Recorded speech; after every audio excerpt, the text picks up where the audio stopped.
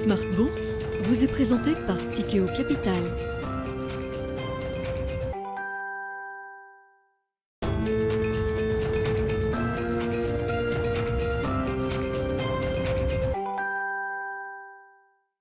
C'est reparti pour Smart Bourse, votre double dose quotidienne de marché en direct sur Bismart. Chaque jour à la mi-journée, 12h30, 13h. Et en fin d'après-midi, la grande édition pendant une heure à partir de 17h en direct. Donc rediffusée à 20h sur Bismart TV.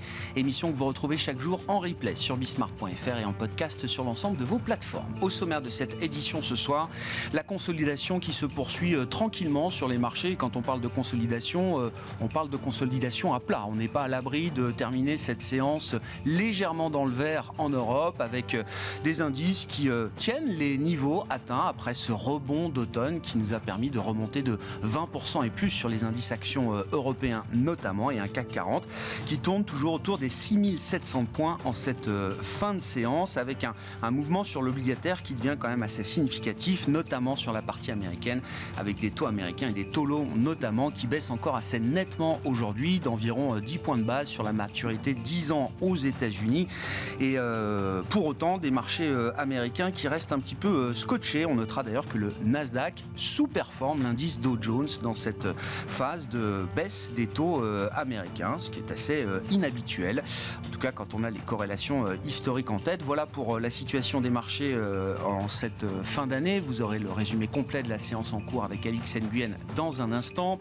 Nos invités de Planète Marché seront avec nous pour une discussion autour de l'ESG. Je mets volontairement la question de l'ESG à la une avec une certaine fatigue, une certaine lassitude que j'ai pu observer personnellement à travers des témoignages et des discussions que j'ai pu avoir avec des gérants verts. On verra ce qu'en pensent nos invités, mais c'est vrai que l'année sur le plan de l'ESG a été parfois assez difficile. Est-ce que l'ESG est entré dans une crise de la quarantaine ou une crise d'adolescence? D'ailleurs, je ne sais pas, on verra, ce sera une partie de la conversation avec nos invités dans quelques instants. Et puis dans le dernier quart d'heure, le quart d'heure thématique de Smart Bourse, nous reviendrons sur la thématique des actions européennes à travers le filtre de la quality growth, la croissance de qualité. Et ce sont les équipes de Berenberg qui seront avec nous en plateau à partir de 17h45.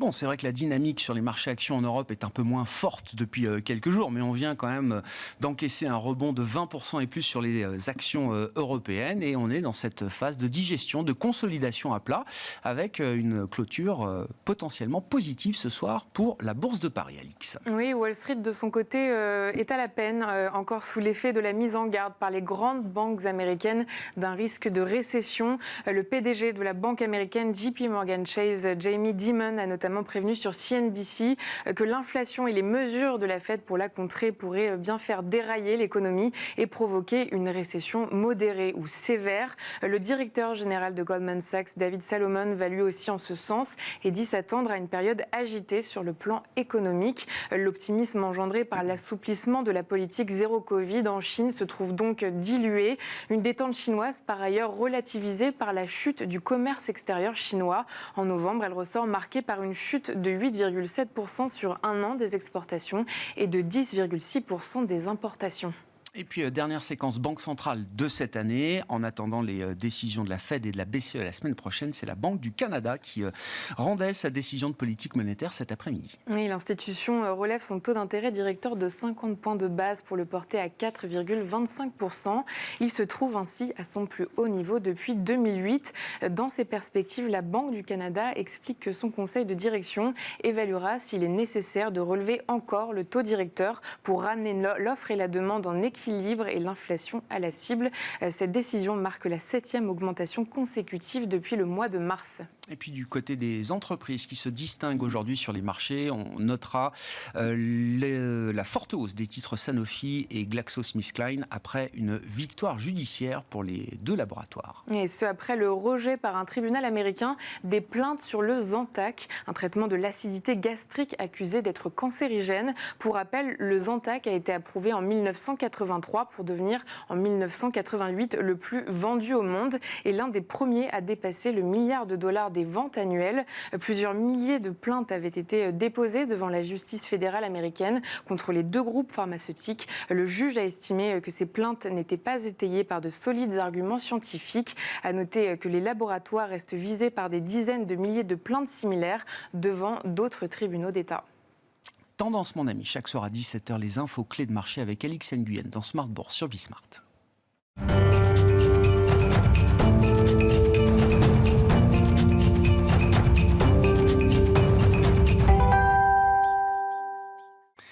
Trois invités avec nous chaque soir pour décrypter les mouvements de la planète marché. Nicolas Forest est avec nous ce soir, directeur des gestions obligataires de Candriam. Bonsoir Nicolas. Bonsoir. Thomas Friedberger nous accompagne également. Bonsoir Thomas. Bonsoir. Vous êtes directeur général de Tikeo IM et Hervé Guez est avec nous en plateau également. Bonsoir Hervé. Bonsoir. Merci d'être là. Vous êtes directeur des gestions de Mirova. L'actualité de marché est relativement calme et donc je voulais mettre volontairement le sujet de l'ESG à la une en cette fin d'année avec des gestionnaires d'actifs impliqués. Aujourd'hui, comme vous l'êtes, dans ces stratégies extra-financières, ces stratégies vertes, ces stratégies durables. Je me fais un peu le porte-parole des gérants verts, Hervé, il y a un ras-le-bol. J'ai vécu 10 années d'enthousiasme unanime autour de l'émergence de l'ESG, à travers des boutiques comme la vôtre, comme Sycomore, la financière responsable, etc. Et là, il y a quand même une fatigue et une lassitude qui s'installent au terme d'une année qui a été compliquée, évidemment. L'inflation réglementaire est lourde à supporter, avec une réglementation qui met parfois la charrue avant les bœufs. Il faut s'en accommoder, c'est le job des gérants, mais on met la réglementation SFDR avant la réglementation CSRD, par exemple, pour ceux qui suivent. On a une massification, une standardisation, une labellisation de l'ESG qui pousse des gestionnaires d'actifs à agir sans réfléchir. C'est-à-dire qu'au début du commencement du moindre embryon de controverse, aujourd'hui, tout le monde coupe. Pourquoi tu coupes ? Je ne sais pas. Mon fonds est labellisé. Je ne peux plus afficher cette position. Je coupe. Ça, c'est des témoignages que j'ai pu recueillir à travers les différentes controverses qu'on a pu traverser cette année. Et puis maintenant, les sociétés de gestion et même les stratégies parmi les plus vertueuses sont elles-mêmes soumises à la controverse. J'en veux pour preuve, il y a une semaine, l'enquête publiée dans un certain nombre de médias européens et Le Monde en France, avec une étude qui vient nommer et montrer du doigt des stratégies article 9 pour des pouillèmes ou quelques pourcents d'investissement dans des parts grises, ce qu'on appelle la part grise.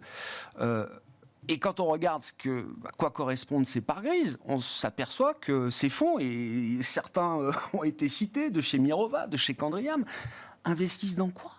Dans Enel, dans Nextera, dans Iberdrola, dans des énergéticiens. Alors, on peut débattre de l'engagement qu'ils mettent à travers la transition, mais il y a quand même des montants qui sont en jeu, qui sont affichés, qui sont une réalité. Et donc, il y en a marre.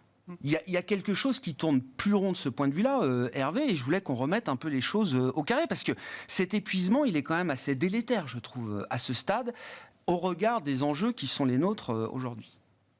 Oui, alors beaucoup de choses dans ton introduction. Donc, je vais essayer et je me suis arrêté encore. Donc, je vais essayer peut-être d'être bref sur non, tous les on points prend le temps. Que tu as mentionnés, mais c'est sûr que l'ESG a toujours dérangé et continuera de déranger, et il dérange 2 types d'acteurs qui se rejoignent finalement pour critiquer l'ESG. Il y a ceux qui souhaitent surtout qu'on arrête, qui considèrent que ça devrait être une mode, que c'est pas cohérent avec des approches d'investissement, etc. Donc il y a les acteurs qui voudraient surtout qu'on arrête l'ESG, et puis il y a à l'autre spectre des ONG ou des personnes qui pensent que de toute façon, finance et développement durable, c'est un oxymore, et que de toute façon, dès qu'on met un pied dans une entreprise cotée, on est du côté du problème et on ne peut pas être du côté de la solution. Et donc, c'est difficile effectivement de naviguer sur des 2 sujets-là. Ouais, vous êtes attaqué des 2 côtés, d'une certaine manière. On survit les attaques. Oui, si je reviens sur les 3 sujets que tu as mentionnés. Ouais. Sujet réglementation. Sujet réglementation, c'est bien qu'il y ait de la réglementation. C'est-à-dire, on a poussé pour qu'il y ait un moment donné que la réglementation se saisisse du sujet de qu'est-ce que doit être l'ESG, comment elle le fait. Après, c'est bien qu'il y ait de la réglementation. C'est effectivement très douloureux et très fatigant cette année d'avoir cette réglementation qui vient avec des zones d'incertitude extrêmement fortes. Qu'est-ce que c'est que Sustainable Investment ?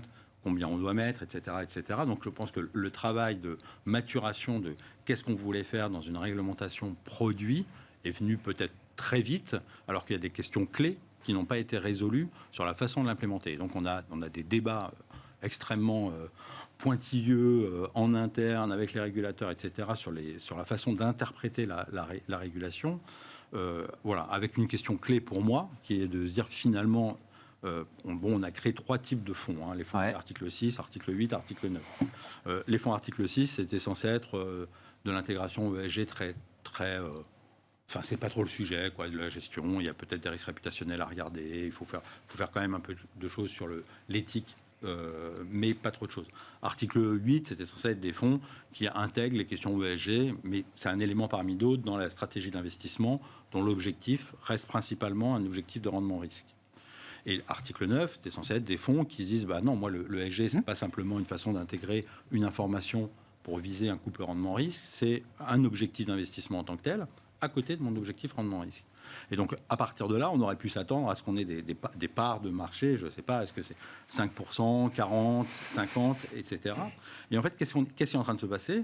On est en train de voir article 6, ah là là, mon Dieu, c'est pas politiquement correct, il faut absolument que je mette un minimum pour faire de l'ESG. Et donc, plein de fonds se mettent à article 8 sans avoir vraiment réfléchi à ce que c'était l'ESG. Et la régulation qui, pour l'instant, se dit, oh là là, mais article 9, on va envoyer un signal que c'est... je lave plus blanc que blanc, et donc il faut que ce soit ultra exigeant, et au risque de ne plus avoir de marché à article 9. Donc si on fait une réglementation, article 6, article 8, article 9, pour que 80% ou 90% du marché soit article 8, on aura quand même fait une réglementation pour pas grand-chose. Oui, mais ça... Enfin, c'était évident que ça allait se terminer comme ça, Hervé. Non, c'est pas si évident que ça. C'est pas si évident. Bon. Qui allait se déclarer volontairement article 6 quand l'ESG devient l'alpha et l'oméga de n'importe quelle commercialisation de produits aujourd'hui? Oui, je pense que ce point-là, au risque de paraître pas dans mon rôle, je ne suis pas sûr d'être d'accord avec ça. On a toujours dit l'ESG, une stratégie d'investissement avec des objectifs environnementaux et sociaux, où le fait de considérer que les indicateurs environnementaux et sociaux vont être un élément très structurant des process d'investissement, je ne suis pas sûr que ça doive et que ce soit bien, que ce soit le politiquement correct d'aujourd'hui. Enfin, si vous voulez faire des investissements dans des marchés émergents, faire des fonds long short, etc., enfin plein de choses qui sont complètement autorisées par la réglementation, il n'y a aucune raison d'aller se précipiter sur une réglementation article 8. Et c'est une erreur de l'industrie de penser comme ça. C'est-à-dire qu'elle pense que le sujet des labels, des produits, est un sujet de réputation de leur maison. Ben oui. Oui, mais il n'y a que dans l'industrie de la finance. Mais article 6, vous ne le vendez pas aujourd'hui Non, mais moi je pense, alors conseil aux gérants fatigués de l'ESG. Mettez-vous en article 6. Mettez-vous en article 6. Qui mettra des euros dans ces fonds? Et vous aurez du marché, parce que les asset owners, ceux qui gèrent l'épargne. Oui. Et vous aurez parce que le pire du marché, pour en revenir à ton point sur la crise de croissance, je pense que c'est vraiment plutôt une crise d'adolescence. C'est-à-dire on a eu cette explosion du marché ESG article 8 qui a fait faire à des gérants des process ESG à la va-vite qui ne sont pas très bien compris par les équipes. Et donc, effectivement, on est plutôt dans, je file la métaphore de la crise d'adolescence, où le gérant ne se reconnaît pas, il se dit, mais il y a 2 ans, j'étais pas du tout pareil, il a des réactions d'acné virulentes, il claque les portes, c'est très compliqué pour lui à gérer. Voilà. Donc la réglementation, oui, c'est vrai qu'elle vient avec des lacunes qui vont devoir être vite corrigées, ou du moins avec un vrai signal de dire, cette réglementation vient, mais on va laisser une part d'interprétation aux acteurs de marché assez forte, parce que c'est en construisant avec eux cette réglementation qu'on va clarifier les choses. Et là, on hésite pour l'instant, on ne sait pas sur... est-ce qu'on va se prendre des contrôles de réglementation en disant mais vous n'avez rien compris, c'était ça la Bible, ou au contraire, on va avoir un peu de débat. Voilà, donc ça, c'est sur le point réglementation. Sur le point... l'effet moutonnier que ça génère. L'effet moutonnier que ça génère, on est typiquement... Pourquoi tu coupes? Je sais pas. Oui. Je peux plus avoir ce titre-là en portefeuille parce que mon label me l'interdit, parce que je veux passer d'article 8 à article 9. Ce ne sont pas les fonds... ce n'est pas l'approche d'investissement durable, c'est les fonds ESG politiquement corrects. Il y a un responsable d'une société de gestion ou d'un institutionnel qui a dit moi, je dois dire que je suis 100% responsable et donc je vous oblige à mettre en place un process d'investissement qui n'a pas été accepté par les équipes, compris par les équipes, voulu par les équipes. Et donc oui, on rentre dans une espèce de gestion qui ne fonctionne plus. Donc ce qui devait être une gestion de forte conviction, qui devait réduire la volatilité des stratégies, finalement, se retrouve prise au piège. En tout cas, en partie, en masse. Oui, mais dire que la gestion ESG devait être une gestion de conviction fondamentale avec des choix d'investissement, ça, si on reprend l'histoire de l'ESG, c'est un peu là-dessus qu'on s'est battu, et ce n'était pas le point de départ. Beaucoup d'acteurs ont voulu faire de l'ESG une espèce de norme pour dire on fait de la gestion standard, tranquille, etc. Mais au moins, on fait pas des choses scandaleuses, etc. Donc le fait de dire, attendez, non, la gestion ESG, le style de gestion avec des objectifs forts, environnementaux, sociaux, se marie naturellement avec une gestion active fondamentale et pas avec une gestion passive, une gestion indicielle, une gestion benchmarkée, etc. C'était pas le point historique, c'est toujours pas cranté. Regardez là tous les classements article 9, ça vient beaucoup de gens qui s'étaient y compris dit ah non mais je vais pouvoir mettre de la gestion passive indicielle en article 9 et qui se mettent en article 8. C'est vrai. Donc ces comportements moutonniers ne sont pas non plus uniquement liés à l'ESG, c'était en partie des process d'investissement avec des contraintes d'investissement qui ont toujours été très fortes, et l'ESG devient une contrainte de plus, et donc on est dans une gestion très ciblée. Sur le dernier point, Hervé, comment vous réagissez quand vous voyez l'étude des articles 9 ? Alors j'exclus, parce qu'effectivement il y a des stratégies passives qui se retrouvent, mais les fonds de Mirova, c'est de la gestion de conviction, c'est pas de la gestion passive, pour des parts grises de 1-2%, parce qu'on a investi encore une fois dans Enel, dans Nextera, dans Iberdrola.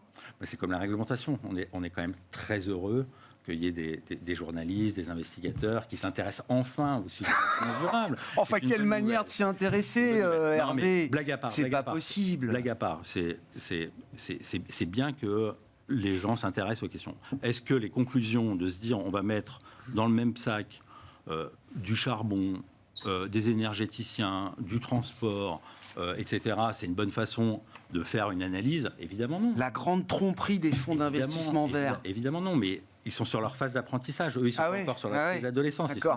Ils se mettent à l'ESG et donc ils vont découvrir qu'en fait, effectivement, tout n'est pas brun ou tout n'est pas vert. Le monde est gris, oui. Il y a des sujets évidemment plus faciles que d'autres. C'est évidemment très facile et c'est utile d'orienter les capitaux vers des acteurs du renouvelable, des acteurs qui innovent sur la biodiversité, sur l'économie circulaire, etc., qui sont des acteurs qui vont aider à transformer l'économie. C'est évidemment relativement facile de se dire tiens, il y a des acteurs qui sont vraiment très en retard ou qui ne font pas du tout de choses, il ne faut pas les avoir. Mais la réalité de la gestion et du développement durable, c'est qu'il y a aussi une part d'acteurs qui sont ni les pure play du green, ni ceux qui veulent rien faire. Et qui sont sérieux et crédibles dans leurs engagements et qu'on a envie d'accompagner. Voilà, ce sont des acteurs sérieux et crédibles qu'on a envie d'accompagner. Encore faut-il savoir pourquoi. Et qu'il y ait du débat là-dessus, moi, très ouvert. Mais par contre, effectivement, on ne peut pas venir en disant un fonds développement durable, ça ne peut pas être un fonds qui accompagne un énergéticien qui a pour ambition à 2030 d'ouvrir 50 mégawatts de renouvelables, ce qui représente 2 fois le programme nucléaire français qu'on nous annonce pour les 10 années qui viennent. Ça, il ne faut pas financer parce qu'il y a encore de la distribution de réseaux de gaz. Non, ça c'est sûr que... Voilà. Donc eux, ils ne sont pas encore dans leur crise d'adolescence, ils débarquent sur leur crise de jeunesse et l'expertise va monter sur ces sujets. Comment le ESG sort de sa crise d'adolescence ? Alors, pour le coup, moi j'avais dit crise de la quarantaine, mais je suis peut-être allé un peu trop vite en besogne. On se retrouvera dans 10 ans pour la crise de la quarantaine, mais comment on sort de la crise d'adolescence ? Nicolas, non, mais commentaires, réactions sur ce sujet. Vous êtes très impliqué, Kandriam est très impliqué dans les stratégies. Vous avez dit beaucoup de points. Moi, je dirais 3 points assez brefs. Le premier point, c'est que ce que je constate, c'est que je compare les États-Unis et l'Europe. Et voilà, l'Europe, on est champion pour faire de la régulation. Donc voilà. Donc à la fin, si tout le monde est en effet... C'est une réglementation sans produit, ça devient voilà, si tout le monde est dans le même article et que finalement ça ne distingue plus, on aura fait travailler les gens de la régulation et sans doute beaucoup de gens, mais en termes d'innovation, ça ne nous aura pas beaucoup aidé. Et donc on attend, je vous disais tout à l'heure, la commissionnaire européenne qui a promis de publier un rapport de 200 pages avec une section de Q&A pour répondre aux différentes interrogations des gérants, puisque ceux-ci ont de nombreuses questions. Et pour revenir sur ce que vous avez dit, je pense que de toute façon, fondamentalement, on ne s'improvise pas gérant ESG. Et ce n'est pas la régulation qui fait qu'on fait de l'ESG ou pas. Donc je voudrais revenir maintenant sur, pour moi, le fond du problème, 2022, qui pour moi est une année qui explique peut-être cette fatigue-là. Parce que c'est l'année de la guerre en Ukraine, et c'est l'année où on a des problèmes d'énergie, et où finalement on se retrouve à vouloir... il y a une grande, je dirais, dichotomie, une grande tension entre le fait qu'on a besoin d'avoir de l'énergie en partie pour une certaine du gaz. Certains aussi ont remis en route des centrales à charbon. Il y a la question du pétrole. Et tout ça fait qu'aujourd'hui, par exemple, en Europe, on va acheter du shale gaz américain. Je pense que cette guerre en Ukraine a amené beaucoup de choses. À la taxonomie, au dernier moment, on a inclus l'énergie nucléaire, et d'une certaine façon. Et là, il y a cette tension qui est liée à cette crise énergétique, et qui fait qu'on se dit, une partie des acteurs trouve qu'il faut néanmoins être pragmatique, puisqu'il faut bien avoir de l'énergie. Le court terme nous rattrape. Voilà, le court terme nous rattrape, et c'est cette tension-là qui, je pense, crée aussi une certaine fatigue. Moi, je ne suis pas fatigué. Voilà. Et je pense que sur le long terme, le débat et ces facteurs-là d'environnement vont être quelque chose de structurel et qui va être extrêmement important. Parce que les défis climatiques sont énormes, et les changements auxquels sont confrontées les entreprises font que ces facteurs ESG sont décisifs dans tous les cas. Si on regarde sur 2022 aussi, c'est vrai que le facteur environnemental a été peut-être moins présent, mais le facteur gouvernance a été massif, en fait. Et le facteur gouvernance a été extrêmement un facteur de grande distinction. Je ne vais pas rappeler tous les événements qui ont eu lieu en France, sur certaines entreprises qui s'occupaient et qui finançaient des maisons de retraite, sur les respirateurs artificiels ou sur certains pays. Mais finalement, on retient de 2022 qu'il y a eu ce choc énergétique, ce choc top-down énorme. Je pense qu'en 2023, on va revoir de la dispersion. Et on va revoir de la dispersion, et je pense qu'il y aura vraiment de l'alpha à intégrer des facteurs ESG. Mais évidemment, je rejoins tout ce que vous avez dit sur avoir cette approche un peu, je vais dire un anglicisme, mais looking forward, de regarder devant nous. Et effectivement, si vous avez un émetteur et une entreprise aujourd'hui qui, grâce à ses revenus importants liés au pétrole, finance en partie un plan de transformation énergétique, comment on prend en compte ceci? Ça, c'est un vrai sujet de fond. Voilà. Mais je pense qu'au-delà de la régulation, et qui, honnêtement, je pense que c'est... Moi, je suis plus les banques centrales, et je pense que c'est pour moi plus visible. C'est pour ça que vous êtes moins fatigué, alors. De comprendre la BCE que de comprendre la régulation. Non, je suis moins fatigué parce que je pense que néanmoins, ce qu'on voit sur ce qui se passe en Ukraine, ce qu'on voit sur ce qui s'est passé sur la gouvernance, ce qu'on voit sur ce qui s'est passé sur les États avec ce qui s'est passé en Russie, montre que de toute façon, intégrer des critères ESG de façon sérieuse et de façon comprise par les gérants, ça a de la valeur. Du point de vue des émetteurs, il y a toujours une incitation à effectivement être mieux-disant, vertueux sur le plan environnemental, social. Vous regardez le marché des green bonds, vous êtes obligataire, oui. Nicolas. Pour un émetteur obligataire, il y a encore un intérêt financier à émettre un green bonds ou un social bonds plutôt qu'un bonds classique. Oui, l'intérais financier, il est là. Mais parce que c'est important, ça, quand même. Il n'est pas énorme. Après, vous avez tout à l'heure, dans les débats des initiales, je vais essayer de ne pas me tromper, CSRD, donc qui va concerner... Donc ça, c'est la directive qui normalise le reporting des données des entreprises. Voilà. Je pense que si je dis pas de bêtises, va quand même aussi contribuer et va faire gagner en transparence sur les objectifs verts de toutes les entreprises. Donc par rapport au Green Bond, cette année était une année où il y a eu quand même beaucoup d'émissions, près de 700 milliards, c'est moins que 2021. Sur les Social Bonds, il y en a eu beaucoup moins, mais néanmoins, en 2023, on s'attend à ce qu'il y ait beaucoup d'émissions. Et là encore, c'est vrai, tout est une question de sélection. Parce qu'évidemment, il ne faut pas, il s'agit de prendre un Green Bonds comme voulait faire l'aéroport de Mexico City, non. J'ai pas suivi Mexico City, Oui, il y a quelques temps, voulait lancer un green bond. Ouais. Mais il y a peut-être un côté incohérent entre être un aéroport et vouloir sortir un green bond. Après, il faut regarder aussi la gouvernance, il faut regarder les transparences du reporting, il faut regarder où vont les fonds. Tout ça nécessite beaucoup d'analyse. Mais je pense que les green bonds vont continuer à avoir beaucoup de succès, les social bonds aussi. Et c'est accompagné par la régulation. C'est un KPI pour certains, un indicateur que vont regarder certains fonds. En ça, c'est positif, mais naturellement, comme j'ai envie de dire, mais comme n'importe quel autre principe dont vous êtes confronté à un actif financier, vous devez faire une analyse. On ne suit pas les agences de notation. On ne suit pas juste les analyses. Beaucoup si. Mais il faut aller au-delà, il faut avoir sa propre analyse et il faut être capable de distinguer et d'être capable de faire le tri. Et je crois qu'il faut être capable de ne pas croire complètement les agences de notation. Quand vous suivez l'agence, les ratings des agences, il faut être capable d'avoir une vision en avance et être capable de pouvoir détecter les anges qui vont, les potentiels anges déchus. Sur le ESG, c'est la même chose. Il faut être capable aussi d'avoir sa propre approche, d'être convaincu et cohérent. Et la réglementation permet cette liberté. La réglementation c'est ça la question. ne le permet pas. C'est un vrai... c'est une grande pelote de laine qui est compliquée mais néanmoins, je pense que l'enfer est pavé de bonnes intentions et on est dans les bonnes intentions. Mais vous avez raison, il y a toujours ces deux forces. Il y a une force de gens qui veulent moins de ESG, il y a des forces des gens qui veulent plus de ESG. Moi, ce qui est important, c'est de regarder la finalité de tout ça. Et à la fin, je crois que la finalité, à la fois d'un point de vue financier et extra-financier, elle n'a pas changé. Thomas, le mieux est l'ennemi du bien.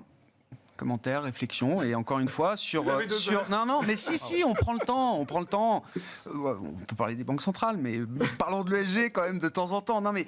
Et d'ailleurs 2022 montre que oui, la promesse de l'ESG de générer de l'alpha, tout ça est très documenté, la recherche le montre, etc. Il y a des années où c'est pas aussi facile quand même. C'était facile quand tout montait, et puis il y a des années où c'est plus difficile. Ouais. Après, sur le long terme, je pense que, on en reparlera, mais je pense que les décennies qui viennent sont des décennies qui vont marquer clairement et de manière documentée la création de valeur financière par l'extra-financier. D'accord. Après, vous êtes convaincu de ça? Totalement convaincu de ça. Mais par contre, sur 6 mois, effectivement, je pense que c'est des périodes de temps beaucoup trop courtes pour juger. C'est pas une fatigue insurmontable alors? Non, on n'a pas l'air fatigué. Hein. Non, mais mais je crois que à partir du moment où l'ESG est vécu comme une contrainte, on n'est pas dans la bonne direction. C'est-à-dire qu'on s'expose au syndrome de la girouette qui dérive avec le vent ou avec les courants. Je suis d'accord totalement avec Hervé qui dit l'ESG, ça doit rester une gestion de conviction. Et une conviction, ça s'assume. Mais pour assumer une conviction, il faut être capable de l'expliquer. Et c'est pour ça que je suis totalement d'accord avec le fait que baser ses décisions uniquement sur des contraintes d'exclusion, par exemple, ou des contraintes réglementaires, sur des ratings externes, ou sur de la recherche externe, c'est exactement comme le gérant crédit qui subit la contrainte de le bureau de recherche que je suis à downgrader la recommandation sur un bond ou l'agence de notation a downgradé le rating d'un bond et donc je suis obligé de vendre, mais je n'ai pas de conviction particulière. Donc c'est exactement la même chose. Pour être capable d'assumer et d'expliquer sa conviction, et ça ne veut pas dire qu'on ne fait pas des bêtises, mais il faut documenter. Et donc l'approche qu'on a prise nous, je ne sais pas si c'est la bonne, on verra, mais au moins il y en a une, c'est de dire on fait notre propre recherche, qu'elle soit financière ou extra-financière, on fait notre propre recherche et puis après on peut toujours lire ce que disent la recherche externe, ce que disent les ratings, mais au moins on fait notre recherche, on documente et on explique pourquoi cette conviction-là est la nôtre. Et puis après, si le régulateur dit non, ça marche pas, on s'adaptera. Et deux, la recherche financière et extra-financière est faite par la même personne, de manière à ce que l'ESG ne soit pas vécu par le gérant comme une contrainte qu'on lui impose. Ça doit être sa conviction à lui. Et puis après, on écrit, on documente, et puis voilà. Et ce qu'on essaye de faire, c'est de dire, au lieu de dire on veut faire un fonds article 9, donc qu'est-ce qu'il faut faire pour que ça soit article 9, on dit ok, on va faire ce qu'on sait bien faire et ce qui correspond à nos convictions, et puis après on verra bien dans quelle catégorie ça tombe. On espère que ça tombera dans la bonne, mais si ça tombe pas dans la bonne, soit on dit ok, à la marge il faut ajuster ça pour être dans la bonne, soit on dit on assume, on n'est pas dans la bonne, et puis peut-être que ça changera avec le temps. Mais c'est pas l'objectif de classification qui guide l'élaboration de la stratégie. Non, parce que sinon on subit et je crois que ça c'est hyper important, ça doit rester de la conviction, mais pour ça il faut documenter et il faut être capable d'expliquer. Et après, si on fait une erreur, si on se fait retoquer par le régulateur ou si les clients sortent du fonds parce qu'ils sont pas contents, etc., on explique et puis si c'est une erreur, on la corrigera, mais il faut assumer. Et ça veut dire que toutes les stratégies chez Tikehau, par exemple, n'ont pas vocation à être des stratégies ESG ou des stratégies d'impact. Certaines si, mais vous assumez aussi le fait que d'autres, pour l'instant, ne sont pas des stratégies à vocation ESG ou à vocation impact. Notre conviction, c'est que sur le long terme, l'extra-financier générera de la valeur financière en plus de réduire la volatilité des investissements. Donc, on a des critères extra-financiers dans toutes les décisions d'investissement qu'on prend et on essaie de les documenter. Mais après, certains fonds qui sont dans certains secteurs qui peuvent être objets de controverses, d'exclusion, alors pas d'exclusion pure et dure des PRI des Nations Unies, hein, bien sûr, mais de sujets de débat, etc., seront pas labellisés comme ça. Mais en tout cas, on prend en compte l'extra-financier dans toutes les décisions d'investissement qu'on prend, que ce soit dans les actifs non cotés ou dans les actifs cotés. Et puis après, parce qu'on pense qu'à terme, ça générera de la performance financière. Et puis après, on voit bien dans quelle catégorie ça tombe. C'est comme ça qu'on raisonne. Est-ce que c'est plus vrai dans le non-coté que dans le coté ou pas ? Vous avez les deux terrains d'investissement. Ouais, disons que l'ESG, c'est vrai dans les deux côtés. L'impact, c'est clairement plus simple dans le non-coté, parce que dans le non-coté, que ce soit en dette ou en equity, ou d'ailleurs en immobilier, enfin en actif réel, vous pouvez, parce que vous avez fait une due diligence très approfondie sur le dossier, que vous avez travaillé dessus pendant des mois, que souvent vous êtes un des seuls actionnaires et pour longtemps, donc vous avez une bonne vue de la gouvernance, par exemple le G, c'est plus simple parce que vous avez des places au board, parce que l'actif vous appartient, donc vous pouvez le transformer quand c'est de l'immobilier, vous pouvez avoir de l'impact et le documenter. Dans le côté, c'est un peu plus compliqué, mais ça peut se faire aussi. Hein. On a l'ambition quand même d'en faire aussi dans le côté. Mais c'est vrai nous, on trouve qu'on a un peu moins de maîtrise de ce côté-là. Ça n'empêche pas que le ESG soit important et que l'extra-financier soit regardé de manière aussi vigilante dans le côté que dans le non-côté. J'entends. Ouais. Hervé ? Non, oui, juste pour rebondir sur ce que disait Thomas, avec lequel je suis quasiment d'accord, sur tout, sauf peut-être un petit point, c'est de dire, non, d'ailleurs, c'est pas exactement ce que tu as dit, c'est plus facile l'impact dans le non-coté. Et oui, parce qu'on est sur un projet en règle générale ou sur une mono-activité, donc c'est un sujet qui est un objet d'analyse qui est plus simple qu'un groupe multinational avec etc. Par contre, l'impact est tout à fait possible. Non seulement il est possible dans le côté, mais de mon point de vue, il est surtout au moins aussi, voire plus important dans le côté. Je m'explique. Si je devais revenir à quels sont les objectifs, en fait, c'est quoi la finalité de tout ça ? Pourquoi on fait de la finance durable ? Pourquoi on fait de la finance durable ? D'abord, encore une fois, je pense que tout le monde ne veut pas en faire, et ceux qui ne veulent pas en faire, il ne faut pas qu'on leur impose d'en faire contre leur gré. Enfin, ça n'a aucun sens. Ou alors on fait une nouvelle loi et c'est pas de la transparence, c'est pas via des outils détournés d'eux. Si on pense que toute la finance doit absolument intégrer des critères environnementaux, sociaux, de gouvernance de façon structurelle forte, etc., il n'y a qu'à faire une loi là-dessus. Voilà, donc il ne faut pas forcer ceux qui ne veulent pas. Donnez pas trop d'idées, Hervé. Non, mais je pense. J'y crois pas. Hein, oui. Pas. Ensuite, il y a une deuxième catégorie de personnes qui croient à des degrés divers que le sujet environnemental ou social va être un sujet un peu, moyennement, très important dans la génération d'alpha, dans les choix d'investissement qu'on va faire. Voilà, l'économie se transforme, il y a des nouveaux besoins, les acteurs regardent aussi ça. Donc, d'une certaine façon, il faut s'intéresser à cette question-là parce que c'est un outil important, plus ou moins important, dans la capacité d'un gérant à délivrer de l'alpha sur moyenne période. Très bien, il faut faire ça. Et je pense qu'il y a une part de ce que nous, on appelle impact, qui est une finance durable qui se dit, le sujet, c'est pas simplement de faire l'alpha, je souscris à l'idée qu'on fera de l'alpha, mais que l'objectif de la finance durable est aussi d'être un aiguillon, un facilitateur d'une transformation qui doit opérer dans le capitalisme. Et cette transformation, elle est de deux ordres. Elle est une transition environnementale.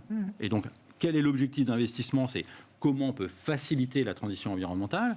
Et il y a un autre objectif qui est un objectif social, qui est de se dire on a eu une montée des inégalités monter des questions sur le partage de la valeur qui met à bout les économies, le modèle démocratique, des tentations, etc. Et donc, comment on peut accompagner le capitalisme pour être un peu moins uniquement shareholder value centrique, centré sur la valorisation actionnariale, Prendre en compte toutes les parties prenantes. et regarder les valeurs de façon un peu plus partenariale.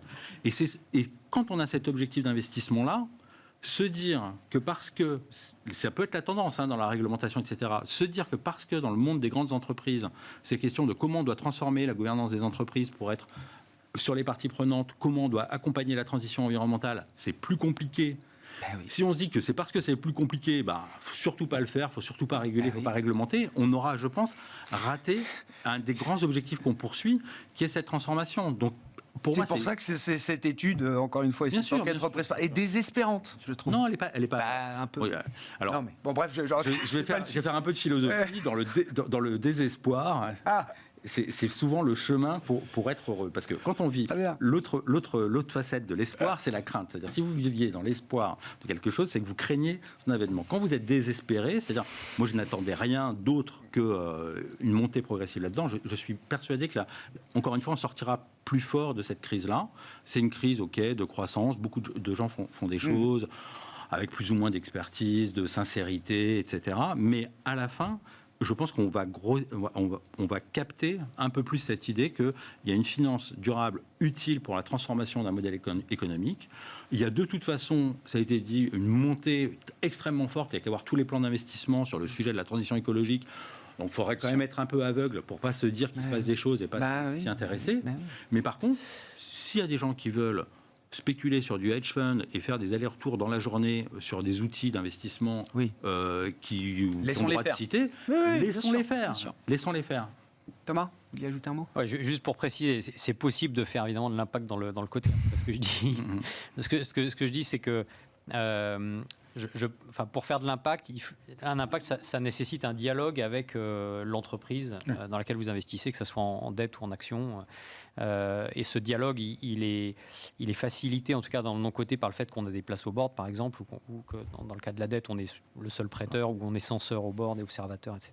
Dans le côté, c'est évidemment possible, mais encore une fois, ça nécessite d'avoir ce dialogue. Pour avoir ce dialogue, il faut des gens qui construisent des convictions, qui vont à la rencontre des entrepreneurs, des patrons d'entreprise. On sait qu'il n'y a pas grand monde qui fait ça, mais en tout cas, les gens qui veulent faire de l'impact, il faut qu'ils fassent ça. Enfin, sauf s'il y a d'autres moyens d'en faire, et peut-être qu'on n'a pas tout vu. Mais je suis entièrement d'accord sur le fait que on voit bien de toute façon que la recherche en tout cas, ce qui a apporté notre modèle économique pendant 35 ans, qui est quand même basé beaucoup sur l'efficience, la domination de l'efficience, sur la résilience et de la suroptimisation de beaucoup de choses, ça met quand même l'environnement, la biodiversité en difficulté, le climat, les inégalités. Jour d'ouverture de la COP15 sur la biodiversité aujourd'hui, je crois. Par Canada, exemple, Montréal. on verra ce que ça donne. Mais en tout cas, ce qui est sûr, c'est que sur la prochaine décennie, il faut adapter ce modèle-là. On n'a pas le choix. Le 21e siècle sera soit le pire, soit le meilleur que l'humanité aura jamais connu, mais c'est probablement un des deux. Et ça dépend des décisions qu'on prend maintenant. Et c'est pour ça qu'il ne faut pas avoir peur d'essayer d'adapter notre système maintenant, quoi. Moi, c'est excitant quand même. Non, mais vous voyez qu'on n'est pas si fatigué que ça. Ah non, c'est moi qui assumais l'idée de la fatigue des gérants verts. Banque centrale, Nicolas, faut quand même qu'on en dise un mot. Avec les achats verts de oui, on pourrait, mais en fait, non. Non. En fait, paradoxalement, je me dis quand même que les décisions de politique monétaire de 2023, elles seront peut-être plus difficiles que celles qu'on a prises en 2022, enfin que la Fed a prises en 2022. Je m'explique. À partir du moment où on a fait tomber la barrière mentale de les taux directeurs peuvent remonter, on y était allé franchement à coup de 75 points de base, c'était mécanique, on était en autopilote, c'était un no-brainer. Là, j'ai l'impression qu'on arrive à un moment du cycle, du développement économique, financier, etc., qui fait que chaque décision va être beaucoup plus difficile à prendre peut-être, même si on imagine que les hausses de 75 points de base sont désormais derrière nous. Alors, je ne suis pas complètement d'accord avec ça, parce qu'il y a un an, on se retrouvait ici, on discutait, comme on parlait, moi j'évoquais quelques hausses de taux, on ne s'attendait pas à autant, il y avait vraiment beaucoup de désaccords. Et je pense, sans faire l'école des fans, si je devais mettre une note à la Fed, je mettrais 20 sur 20. Waouh. Parce que quand même, alors peut-être qu'il y aura Sans des impacts. attendre la fin de la, Si, la peut-être fin que de la je vais attendre partie, un peu, mais- parce que... Non, mais la partie n'est pas finie. Ben non, Il faudra justement. voir en 2023, mais sur 2022, D'accord. c'est quand même Pour le premier acte, pour le premier acte, c'est quand même un premier acte qui a été amené avec relativement maîtrise de la situation. Alors avec un peu de retard à l'allumage, mais après ils ont quand même fortement monté les taux, avec une normalisation qui n'a pas amené à une panique financière. Ils ont quand même mené une hausse de taux qui n'a jamais été vue en termes d'agressivité, et en même temps, ils ont fait le quantitative tightening, une réduction de leur bilan. Ils ont fait monter les taux longs, ça quand même commencé à faire infléchir à la baisse l'inflation, sans créer de crise financière. Donc, c'est un premier acte, il faut être vigilant sur le deuxième acte, certainement, mais je dirais que quand même, cette partie-là qu'il fallait jouer, de normaliser très vite les taux C'est d'intérêt, d'aller presque à 5% sur les taux Fed Fund, on va y aller, de faire le QT, c'était très difficile. Ah ouais. Et ils l'ont fait. Oui, mais j'ai l'impression qu'on se dit maintenant ça va être la partie facile. Et Non, c'est pas Ouais. facile. Maintenant, je pense qu'ils sont dans une position relativement confortable de wait and see. C'est-à-dire, une fois qu'ils vont monter les taux, ils vont un petit peu Attendre de voir pouvoir ce que ça fait, ouais. ajuster la situation. L'erreur, c'est peut-être de penser qu'il y a ce fameux pivot qui vont baisser tout de suite. Non, parce que l'inflation va rester durablement un peu plus élevée, au moins l'inflation corps. Et donc, ils ont du temps, ils vont pouvoir réagir. Il faut un point important pour moi sur la Banque centrale américaine en 2023, ça sera la question quand même du bilan, parce qu'il y a ce quantitative tightening qui est assez agressif qu'ils mènent en place et qu'ils ont mis en place. Et souvenez-vous, ils ont toujours dit d'abord on arrête d'acheter des achats, des obligations, on peut monter les taux et après on fait le QT. Ok ? Donc si jamais ils veulent baisser les taux, il va bien falloir qu'ils arrêtent le QT aussi. Donc moi je trouve que la situation de la Fed, elle est assez confortable. Du côté de la Banque centrale européenne, en revanche, comme d'habitude, c'est plus compliqué.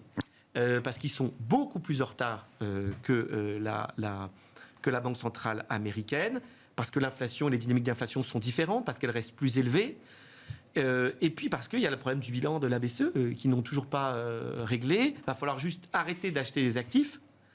Alors, vendre des actifs, ça serait une étape encore plus exotique pour eux et qui ne sera peut-être pas utilisée en 2023. Et ça sera beaucoup plus difficile. Pourquoi ? Parce qu'en 2023, il y aura énormément d'émissions de bons d'État en Europe. On est sur presque 500 ouais, milliards, j'ai 500 milliards net. 500 milliards C'est ça. euros net Ouais. d'émissions Ouais. d'État, Mais oui. avec sans aucun doute le programme de l'Union européenne qui va réémettre à flot. Donc vous allez avoir énormément d'obligations qui vont être émises. Si la BCE dit j'arrête d'acheter, ça va créer un peu de stress obligataire. Donc je dirais que de mon point de vue, et un peu comme d'habitude, la BCE est dans une situation plus difficile. Draghi avait très très bien géré. Lagarde a été quand même beaucoup plus, je dirais, un petit peu derrière et dans un processus très mimétique de ce qu'ont fait les Américains. Voilà, donc je dirais que c'est compliqué sans doute plus pour la BCE. Pour la Fed, je dirais que jusqu'ici, quand même, tout va bien. Et en un mot sur la Fed, il y a un scénario où... Alors, il y a de la place pour des baisses de taux en 2023 parce que j'ai l'impression que le marché se berce d'une forme d'illusion en disant il y aura un soft landing et en plus, j'aurai des baisses de taux de la Fed assez rapidement, 50 BP, peut-être pricé de baisse de taux fin 2023. C'est bien. Ouais, non, mais... oui, après Noël, il faudra quand même résoudre cette contradiction. C'était Enfin, ça, Nicolas. pour moi, avoir des baisses de taux... ça signifie qu'on n'est pas passé par la case soft landing. Quand on regarde tous les épisodes de hausse de taux, généralement, un trimestre à 2 trimestres avant les premières baisses, on a une oscillation. Donc c'est toujours fortement anticipé et on anticipe des baisses de taux. Donc voilà. Je pense que vous avez raison que la messe n'est pas dite et qu'il y aura encore des hausses de taux et ils vont être très pragmatiques. L'erreur, c'est peut-être de penser qu'on ne peut pas rester à un niveau durablement élevé. Je pense qu'on peut rester à un niveau durablement élevé. Mais néanmoins, le marché, il n'aime pas cette situation. Forcément, il anticipe un peu plus loin. Et la logique plus loin, c'est des baisses de taux. Voilà. Avec, du côté américain, contrairement au côté européen, beaucoup moins d'émissions aux États-Unis. Un déficit qui est quand même beaucoup plus maîtrisé, oui, bien sûr. Beaucoup plus maîtrisé. Et puis voilà, et puis somme toute, les obligations, si c'est le mot de la fin pour moi, sont redevenues attractifs, bond is back, et donc je pense qu'il y a des investisseurs qui rachètent des obligations. Un mot du pivot sanitaire de la Chine, qui est peut-être le pivot le plus réel d'ailleurs qu'on peut avoir aujourd'hui en cette fin d'année, Thomas, et les évidences se multiplient, c'est un vrai virage à 180 degrés sur la politique sanitaire en Chine. Qu'est-ce que ça implique pour la Chine, pour le monde et pour l'investissement ? Ça implique probablement un repricing des actifs chinois à la hausse dans un premier temps, mais ça c'est du court terme. Probablement un redémarrage, un effet de rattrapage relatif de la croissance chinoise, ça aussi c'est plutôt du court terme. Un petit effet inflationniste quand même, parce que la Chine va devoir réimporter notamment du gaz et du pétrole, et donc rentrer en concurrence avec le Japon, la Corée et puis l'Union européenne sur ces marchés-là. Donc ça va probablement soutenir les prix du gaz et du pétrole. Donc ça c'est le court terme. Ça, c'est une bonne nouvelle et une mauvaise nouvelle pour l'Europe, puisque à la fois, je crois que c'est 15% des exportations européennes qui vont vers la Chine. Donc ça, c'est plutôt la bonne nouvelle. La mauvaise, c'est que effectivement, il va y avoir un nouvel acheteur marginal sur l'énergie. Xi Jinping est en Arabie Saoudite en ce moment. Ah bah voilà. Après, sur le long terme, je ne pense pas que ça change grand-chose à la trajectoire de la Chine, qui doit croître à un rythme beaucoup moins élevé, qui n'a pas le choix. Il y a beaucoup de choses qui militent dans cette faveur-là. Déjà, le pivot, lui, pour le coup, très, très durable, à mon avis, du modèle économique chinois. Ouais. On en a déjà parlé sur ce plateau, j'y reviens pas. Mais aussi le fait que le taux de natalité en Chine vraiment s'effondre complètement. On aura moins de 10 millions de naissances en Chine en 2022. C'est 45% de moins qu'en 2016. 45% de moins, c'est énorme. Et puis le taux d'urbanisation qui chute aussi. Alors c'est peut-être un peu trop tôt pour le dire, parce que c'est des effets dus au Covid, mais il est probable qu'après tout ce que les Chinois ont vécu, ils aient moins envie d'aller vivre dans les mégalopoles. Et donc ça veut dire probablement que la crise de l'immobilier ne va pas se tarir, va pas se résoudre d'elle-même dans les prochaines années. Donc ça veut dire probablement moins de croissance d'une manière générale pour la Chine et pour le monde. On s'arrêtera là pour ce soir, messieurs. Merci beaucoup d'avoir participé à cette discussion ce soir. Thomas Friedberger, directeur général de Tikehau OIM, Nicolas Forest, directeur des gestions obligataires de Candriam, et Hervé Guez, directeur de gestion de Mirova, étaient les invités de Planète Marché.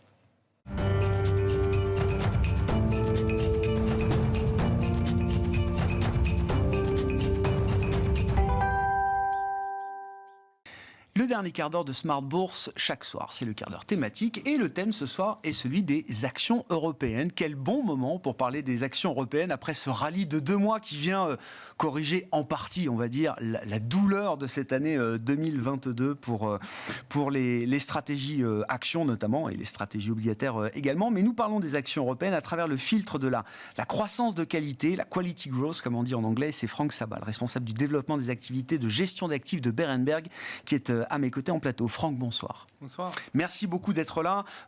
Un mot d'ailleurs du développement des activités de gestion d'actifs et de la plateforme Action européenne de Berenberg que vous développez depuis 5 ans maintenant. Quel est le bilan que vous dressez après avoir initié ce développement et cette plateforme Action européenne ?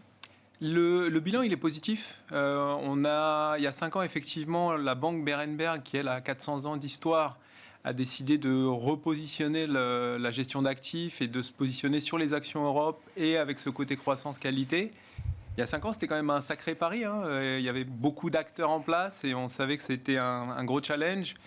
5 ans après, on est assez satisfait. Aujourd'hui, on est à peu près à 5 milliards sous gestion, donc c'est une belle première étape. On avait fait un gros investissement parce qu'on avait engagé l'entrée de jeu de 10 gérants. Aujourd'hui, on a 16 gérants, donc on a continué à investir pour accompagner la croissance.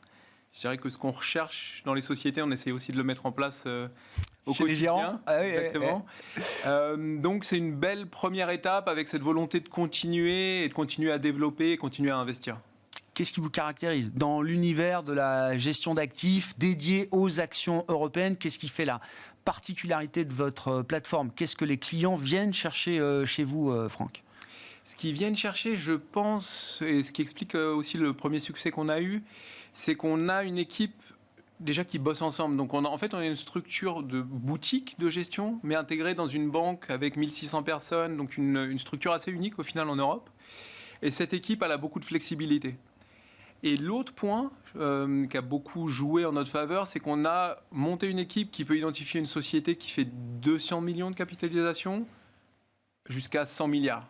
Donc le fait de trouver une société très tôt, peut-être qui n'est pas encore couvert par les analystes, et l'accompagner tant qu'il y a de la croissance, même si on accepte que ça prend du temps, je pense que là, c'est un vrai facteur de différenciation, et ça a expliqué qu'on ait pu trouver une place en fait, dans ce marché qui était déjà bien établi. La détection au plus tôt, justement, peut-être de sociétés qui ont le potentiel de devenir, alors partant de small, voire de micro-cap, de devenir des small cap, des mid-cap, et puis demain peut-être des large cap. Et sur toute cette trajectoire, vous êtes en capacité d'accompagner ces sociétés. C'est ça, c'est exactement ça, et c'est là où c'est assez unique. C'est qu'on peut aussi bien trouver... peut-être on prend un exemple. Bien sûr.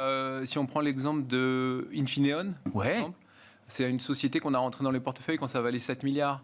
Donc c'est une grosse mid-cap européenne, on va dire, hein, c'est ça, 7 milliards. C'est devenu une très grosse large bien cap, sûr. hyper bien positionnée. Est-ce que entre-temps, ça n'a pas été tout rose, hein, forcément, mais ils avaient cette capacité à se positionner sur ces besoins en semi-conducteurs, en particulier pour l'industrie automobile, et on avait le sentiment que c'était juste au fil du temps, et du coup on les a toujours aujourd'hui. Et ça, on a beaucoup d'exemples comme ça, et je pense que ça, c'est une des façons dont on a fait la différence. Qu'est-ce qui caractérise la croissance qualité, quality growth, notamment dans un monde un peu différent? Enfin, les paramètres ont changé par rapport au dernier cycle d'investissement, en tout cas par rapport aux 10-15 dernières années. On sort des taux nuls, voire négatifs. Et c'est vrai que quand on pense croissance, on sait que le facteur taux a été quand même très important dans la surperformance de la croissance. Il y a les qualités intrinsèques de chaque société, mais le facteur taux a été quand même très très important. Sans doute que ce facteur taux, il faut le mettre de côté au moins pour quelques temps, peut-être. Et donc, qu'est-ce qui détermine aujourd'hui la quality growth, la croissance de qualité? Qu'est-ce qui caractérise ce segment de marché que vous visez, Franck? Pour nous, je dirais, l'idée, c'est de continuer à faire ce qu'on sait faire. Donc, il y a 5 ans, effectivement, on était dans un environnement qui était complètement différent. Il y a 10 ans, on avait encore un contexte différent. Donc, l'idée, c'est vraiment de se concentrer sur ce qu'on sait faire et donc sur cette croissance qualité. Ça veut dire quoi, la croissance qualité pour nous? Ça veut dire des boîtes qui sont en croissance, forcément, mais rentables. Et ça, déjà, si on regarde dans l'univers européen, ça réduit largement le champ d'opportunités. Et des sociétés qui sont saines. Donc, qui ont cette mesure à, au final, continuer à se développer, qu'on soit dans un environnement de taux, alors peut-être qu'on revient à la normale, peut-être pas. Ouais. Qu'est-ce que la normale? Oui, c'est une question. Mais l'idée, c'est qu'elles sont en mesure de continuer à avancer avec des taux actuels ou des taux à zéro. La situation aujourd'hui, si on le regarde sur nos portefeuilles, elle est plutôt positive. Nous, on a des sociétés, comme je disais, qui ont des bilans très sains, qui ont assez peu de dettes, et donc un environnement de taux équivalent, ça va plutôt leur permettre de faire la différence par rapport à leurs compétiteurs qui, eux, ont peut-être plus de leviers.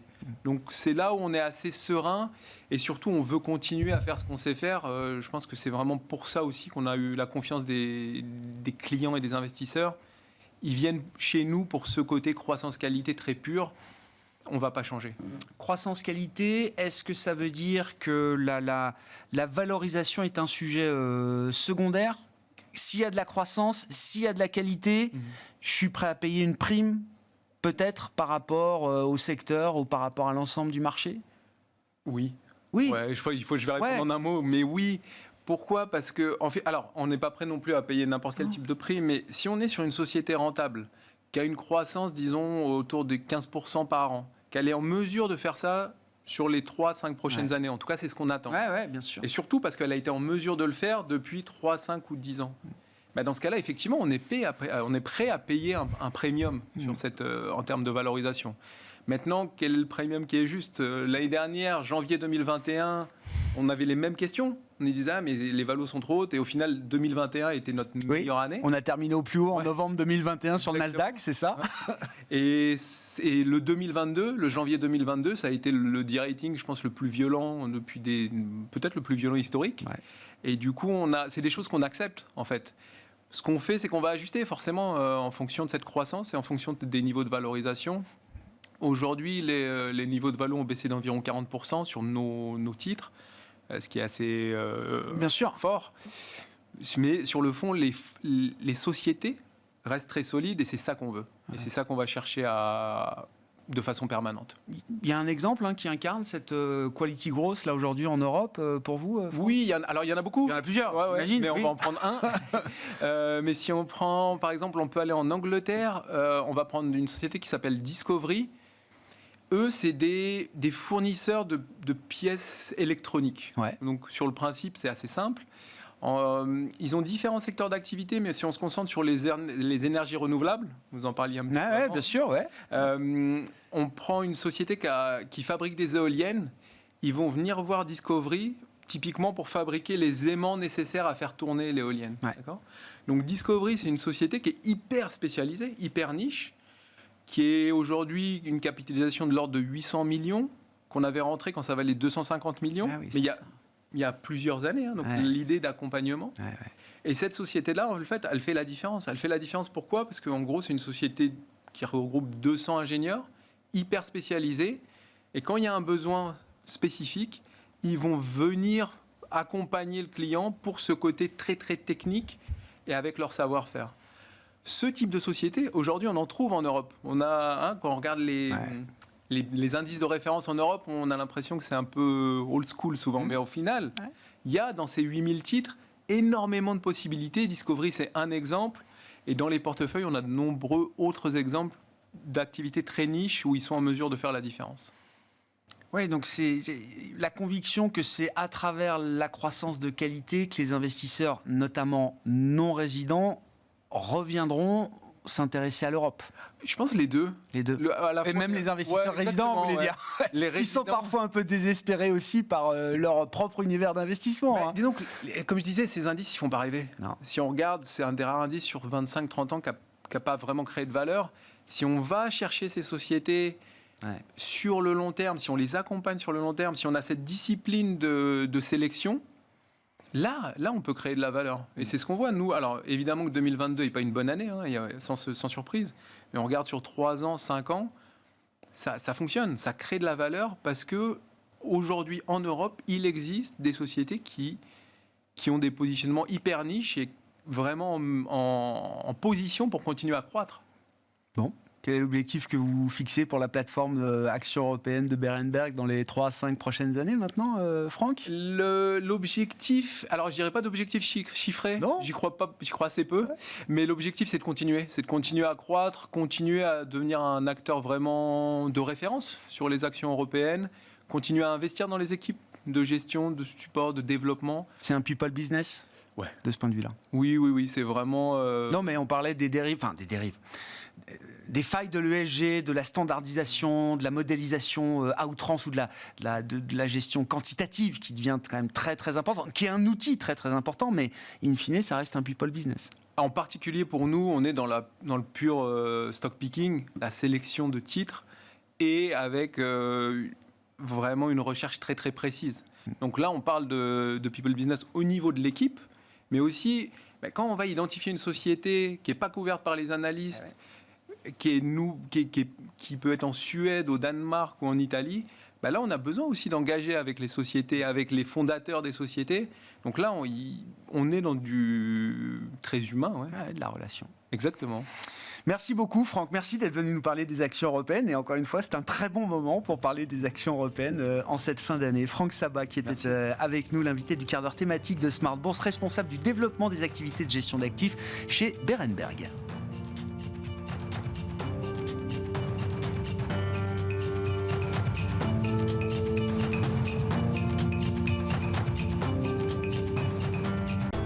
Smart Bourse vous a été présenté par Tikeo Capital.